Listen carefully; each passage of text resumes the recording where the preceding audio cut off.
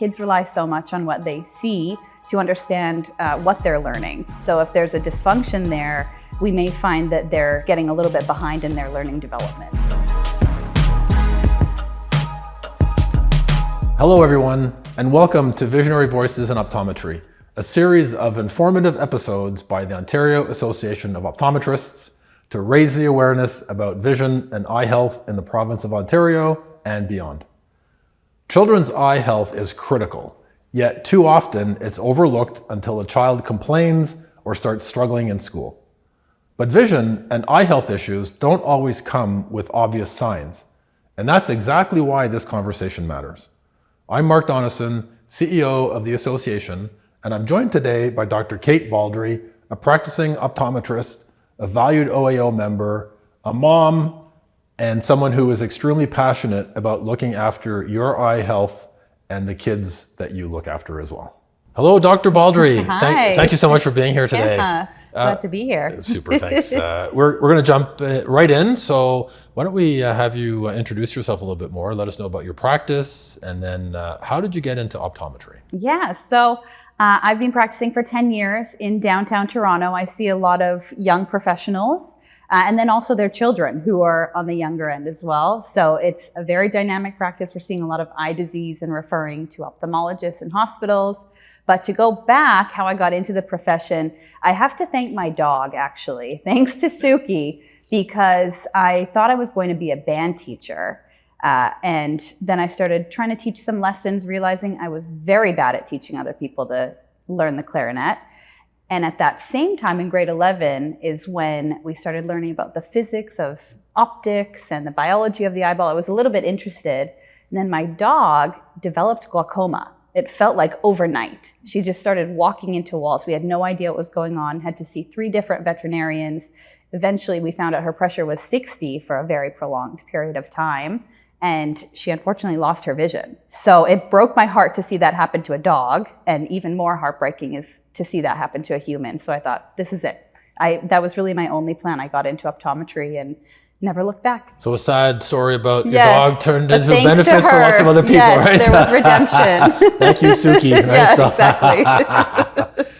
We're here today to talk a little bit about kids as well. Yes. And as we head into back to school season, it's the perfect time to highlight the connection between vision and learning. Mm-hmm. And you also mentioned that you had, before we started, we were chatting, you have a couple of younger children as well. So can you explain to us how children's eye health affects their success in the classroom? Yeah, well, it's said that 80% of our learning is visual, and that's very true. Kids rely so much on what they see to understand what they're learning, whether that's seeing things on the board or on a page, understanding depth perception, and even just seeing spatially how things work, recognizing patterns.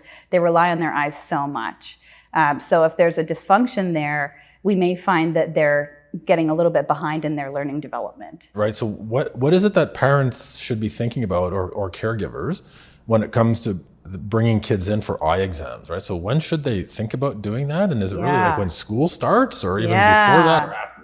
I actually got this question today from a new patient. And she said, when should I bring my kids in? I said, how old are they? She said, they're 16.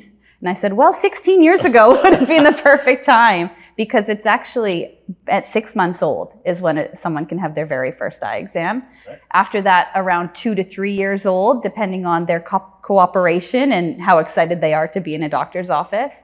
And then after that, from 4 and 5, when they start school, every year we can see them.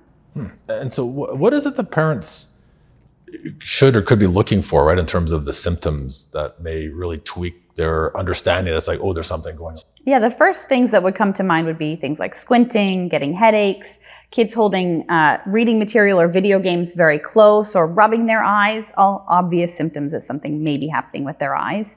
But children are also very adaptable, so they may not even know that something's wrong with their eyes. They might not know when they're looking up close, one eye's drifting off to the side. They're not seeing double vision because they've adapted their visual system to that.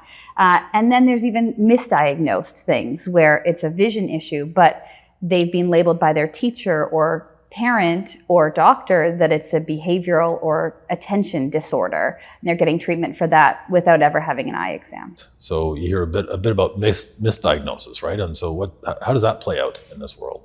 Unfortunately, there are some children out there who would be labeled as having dyslexia or ADHD or behavioral or attention problems that aren't related to their behavior or attention at all. It's related to their eyes. Because their eyes are not functioning properly while they're trying to do schoolwork, maybe they're not holding attention for very long because it's difficult on their visual system. So then they're going down that stream of getting those things treated without ever having their eyes checked first. And that can be really surprising then, right? If you're thinking, oh, they've ADHD or something, right? And so, but it's actually linked to something else that you wouldn't even think about. For many people don't even think about that. Exactly. Yeah, it wouldn't be your first thought. You'd think, oh, well, they see the airplane in the sky. That's super far away. Right. So their eyes must be fine. Right. But there's so much more than that. Right. Yeah, I mean, there's children who have come in who have been, maybe their parents say, you know, they're just not a reader. And then we discover that their visual system isn't set up well for reading. We have to give them some support with that. Or they have difficulty focusing for a long period of time. Or maybe you hear the phrase, oh, they're not an athlete, they're not very athletic, but it's actually their depth perception and hand-eye coordination that's not functioning properly. So they don't know where the ball is in space to be able to catch it. So not catching the ball is not simply that they don't necessarily have the motor skills, right? There might be other stuff going on, right? Yeah. So, okay. So it really comes down to having an optometrist who is highly skilled and trained in this area to do a thorough eye exam to find out what's really going on. That's right. Like something obvious would be short-sightedness. You can tell if a child's holding something here or they're squinting to see the board that they may have nearsightedness where things are clearer up close and far away. But there's also hyperopia or farsightedness where they have a plus prescription rather than a minus. And actually the lens inside the eye can accommodate and mask that so that they're just in this over-focusing or hyper-focused way or state all day and getting very tired by the end of the day. And it's too much stress on their visual system. Glasses could actually help them in that state. And so that's very interesting as well, right? And so it creates other things in their lives, right? They're getting very fatigued just because their eyes are over, like, is it fair to say overworking, or they're trying to adjust somehow? Right? Yes, definitely. So, right. So that's super interesting, right? And so it really makes me wonder then, what other conditions contribute to this? So yes, there are other things at play as well. One of the most common conditions we see is convergence insufficiency. When we read, our eyes naturally converge or come together a bit to see words clearly and track along a line of print to be able to read it. But it's common for children and adults for their eyes to not be able to fully converge. You may see that a child is covering one eye to read, or maybe they're tilting their head and naturally letting their nose occlude the other eye so that they're just looking out of one eye rather than letting both contribute. So, you're talking about things that are very subtle sometimes. Somebody's tilting a head, people wouldn't necessarily pick up on that's being, they're doing that to account for something else, right? So what other types of things that can an optometrist see that most people really wouldn't even pick up? Yeah, one of the most surprising actually is color vision deficiencies. Like I said, children are very adaptable, so they won't be able to tell their mom and dad that I don't see things as red or green, just different shades of brown. They don't know what it should look like. So we do color vision testing, and it is a very common condition, especially genetically linked, that unfortunately we cannot cure or reverse, but we can recommend different glasses that may help to aid that, or at least discuss how their life will be impacted by this. Right. Slightly personal though, my dad was colorblind, and we could never really kind of come to grips with what it was like, even seeing, right? And so it's there's certain things that people just deal with, right? And you don't really understand what they're facing sometimes, right? Yeah. But you can pick that up, right? That's right. And same, my brother and my grandfather are both colorblind or color vision deficient as well. So a funny anecdote, my brother, before he was married, he would have to FaceTime me from the dressing room saying, did these match? Because he couldn't see if the colors were working in his outfit or not. That explained why my dad had 2 different colored socks on all the time, right? So are all of these conditions treated with eyeglasses? Many of them are. Glasses can be very helpful. But if it's an eye tracking or movement issue or binocular vision issue, then we can actually recommend vision therapy or eye exercises that will help train the eyes to work together or team better. The thing is, eye exams are not a one-time thing. Kids' vision and their eyes will grow over time. So that's why it's so great to see your optometrist annually. One of the things I'm most excited about right now is called myopia management, where we can actually tell, even at age 6 or younger, what a child's prescription may be by the time they get to 17. And now we can recommend interventions that will stop that. So maybe their parent has a very high prescription and they've noticed how their quality of life has been affected. They can now see that their child avoids some of those things or even risk for eye disease later on by having a lower prescription and an eyeball that's not as long. Fascinating. I love it. It's amazing. We're going to shift gears a little bit here now. So could you walk us through what a typical eye exam looks like for a young child?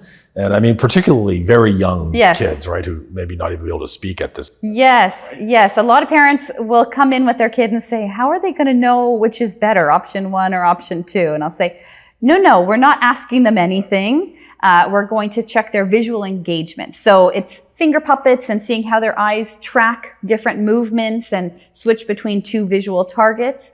It's shining light in their eyes, seeing how the reflection bounces back, and we can actually determine their prescription by that, either behind the 4-opter, that big machine that everyone associates with optometrists, or behind lens bars that we can just shine some light through, and it's much easier to do in free space with children.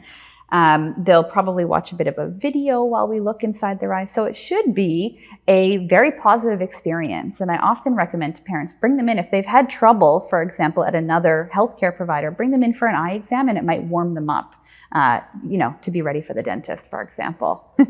Right. So it's fun at an optometrist. That's the goal. Yes. And then something else that I should mention that's important is eye drops.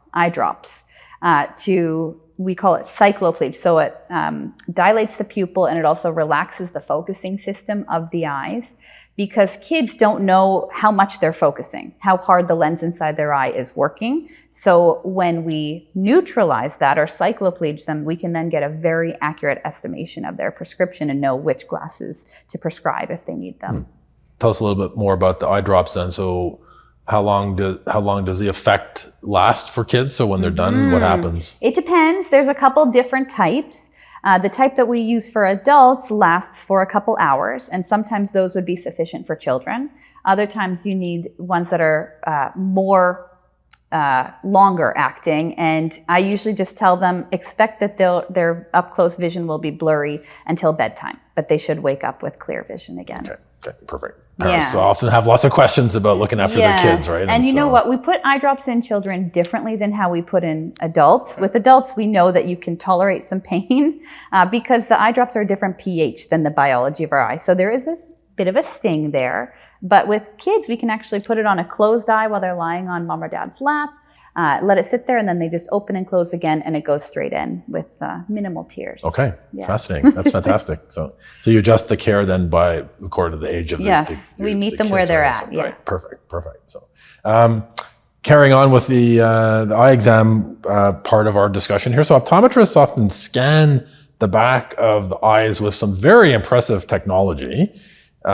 Is this something that's important to do for child eye exams as well? Yes. And tell us why. Yes, there are eye diseases that can be happening in childhood. There could be glaucoma. There could be issues with the retina. There could be cataracts. There could be types of cancer that are within the eyeballs as well. So if your optometrist is recommending imaging in the form of fundus photography or an OCT image, or wide field imaging, those would be very, very important, even just for tracking. I love being able to track how someone's eye is changing over time, but we can't know how it's changed if we didn't do a baseline image when they had healthy eyes. So those are a lot of conditions that most people would associate with an older demographic, right? And so, but that too is very surprising, right? And so that those conditions can actually be present with much younger people as well. They certainly can, and it's great to catch them as early as possible. Yeah, totally. And some of those are, you may not be able to prevent the outcome at the end of the day, but you can adjust or treat them, right, to slow down some of the evolution of some of the certainly, the yeah. conditions? Early intervention is the most important thing, and if we can catch something and treat it, even if there is some progression at that point, most of our interventions help to slow down the progression of disease and, preserve as much vision as we possibly can. Right. So the sooner the better. Yes. Right. So let's talk about access to the services and care. So I'm sure many parents and caregivers must be wondering about the costs associated with visits to the optometrist. Lots of people are feeling still what's going on in the economy. So it's very top of mind for folks. So how accessible are eye exams for children in Ontario? Yeah, thankfully, there is OHIP insurance for kids to have an eye exam annually. That will cover the basic eye exam. There may be imaging, like we mentioned, that's very important, that the optometrist may recommend. But then there's also a program called I Learn that can ensure that kids can get their first pair of glasses completely no charge to the parent before they start junior kindergarten or senior kindergarten. So we are really doing as much as we can to try to help kids give or get the eye care that they need before they start school. Yeah. It's so important to look after our kids, right? It They're is. the bright future that we That's have. exactly right. So, yeah. Thank you for that tip as well. That's a good one. Just as we're wrapping up now, time flies when you're talking about some fascinating topics here. What's the one key message that you'd like every parent to remember from today's conversation? Yeah, simple phrase. I think I would say start early and check often. So if you have a child right now and you're wondering when should they have their first eye exam, the answer is right now, tomorrow. Call your optometrist this week. Even if you've missed those, the 6 month and the early years exams, it's not too late to start having regular eye exams. And then whatever your optometrist recommends for frequency of visits, whether it's every 6 months or every year, certainly follow their recommendation. Excellent. Dr. Baldry, thank you so much for joining me today. It was a fantastic topic, great conversation. Yes. Love to see your energy and the passion that you have on the topic as well. I'm sure lots of parents and caregivers are walking away feeling that their kids are in good hands, and they've learned a little bit as well today. So thank you again so much for being here with me. Thank you. Yeah. Thank you for watching this episode of Visionary Voices in Optometry. Support our efforts to get the word out about caring for your eyes and seeing an optometrist for regular eye exams. Hit the like button and subscribe to our channel. If you have questions about your children's eye health, add a comment below. Stay tuned for the next episode where we'll be sharing a powerful story of how one eye exam didn't just detect a problem, it changed a life. My oldest son, Nash, was diagnosed with retinoblastoma when he was 7 months old. And I took a quick look inside his eyes. That's how we saw the retinoblastoma lesion in there. Then she told me that she saw a mass in his eye. Yeah. After I had that information, that's what I needed to continue and be strong. Take that.